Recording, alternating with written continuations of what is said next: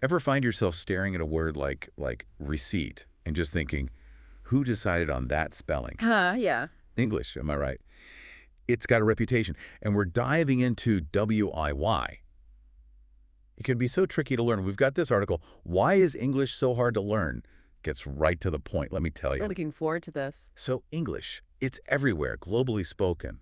But how to get so, well, complicated? It's a bit of a linguistic puzzle. In this article, it dives right in, gives these examples that honestly just sound made up, like pineapple. Okay, there's no pine, there's no apple. Where's the logic? Haha, right. You don't think about it until someone points it out. But those little quirks, they're actually clues. English, it's not just one language, it's like a mashup. Latin, Greek, you've got Germanic influences. All these languages over centuries, they mix, they morph, and boom, you get these words, these phrases that just leave you wondering. Like a linguistic time capsule almost. Exactly, frozen in time, those little bits of history. But this article, it goes deeper than just funny words, right? Yeah. It gets into how English has this, I don't know, this love-hate relationship with its own rules. Like, Yeah. there's a whole section on exceptions. And some of them, let me tell you, drive me absolutely crazy. Oh, the exceptions. Can't live with them. Can't live without them. I before E, except after C.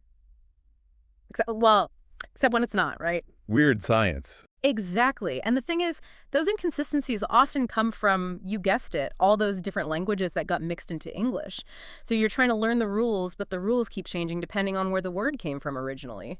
Tough stuff. Makes you wonder how anyone ever learns this language. Here's one that always trips Emmy up. Hmm. Adjective order. Like, why do we say a big red ball? Why not a red big ball? Any logic there? Oh, there's logic, but it's subtle. English, we tend to put the adjectives that are more about opinion before the ones that are more like factual. So size, shape, color, that comes later. It's like this unspoken hierarchy of adjectives. So it's not just the words, it's the hidden structure behind them. Yes. And that structure, it can completely change what a sentence means. This article, it gives the example, interesting little book versus little interesting book. Tiny difference in words, but the meaning, the emphasis, it shifts. It tells you something different about the book itself. All right. Yeah, you start to see why even native speakers can get tripped up sometimes. It's like, where'd that rule come from? Right. It's like there's this whole other level to English. And speaking of levels, can we talk about pronunciation for a sec? This article, it dives into what it calls the pronunciation labyrinth of English. And I got to say, the way we spell things versus how we say them, sometimes it feels like a cruel joke. No kidding. You think about it, English, it borrows from everywhere, right? All these languages, and they each brought their own pronunciation rule book along. Then you throw in regional accents, how the language itself changes over time. It's a recipe for, well, for things getting messy. The article, it uses the word strengths as an example. Like how many consonants can you cram into one syllable? It was a mouthful, that's for sure. And then you've got words like tough, though, through, same ending, totally different sounds coming out of your mouth, enough to make your head spin. And the funny thing is, a lot of those inconsistencies, they're leftovers from how pronunciation shifted over time. Vowel sounds change, consonants go silent, but the spelling, it's like it's trying to keep up but can't quite manage. I can see how that would be so frustrating for someone learning English. But it's not even just the individual words, right? This article, it makes a point about emphasis. Even if you know what the words mean, there's this whole other layer of meaning that comes from how you say them. Emphasis, it's one of those things that native speakers do without even realizing it. We take it for granted, but it can completely change what you're trying to say. Like, take a simple sentence. I sent him a letter.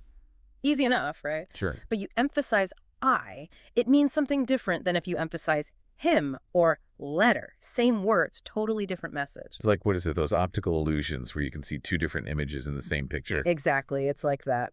And then, if emphasis wasn't tricky enough, we've got to talk about homophones. Those words that sound the same, but oh boy, can they mean very different things. The article has a field day with these.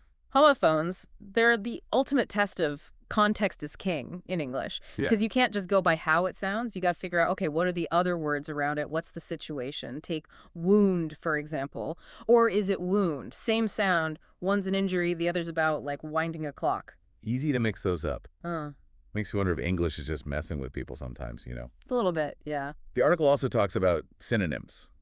You know, that idea that trips up a lot of English learners where they think, oh, these words mean the same thing, I can just swap them out. But we know it doesn't always work that way. Right. Synonyms, they might mean the same thing on paper, but there's all these other factors, right? Hmm. Like, what feeling does a word give you? How formal is it? Even grammatically, can you use it the same way? Like, you wouldn't say, I'm going to peruse this comic book, would you? It just sounds dot off. Totally. Like you said, context is everything. And speaking of things that need context, can we talk about idioms for a minute? Those expressions that to native speakers, they're just colorful, they're part of how we talk. But to someone learning English, they must sound bonkers. The article gives examples like barking up the wrong tree or raining cats and dogs. Where do these even come from? I love idioms personally because it's like each one is a little window into history, into culture. They come from old stories, from things people used to do that we've forgotten about, even from like old beliefs. Raining cats and dogs, for example. There's a few theories, but one is that it's from back when like heavy rain would literally wash stray animals out into the streets.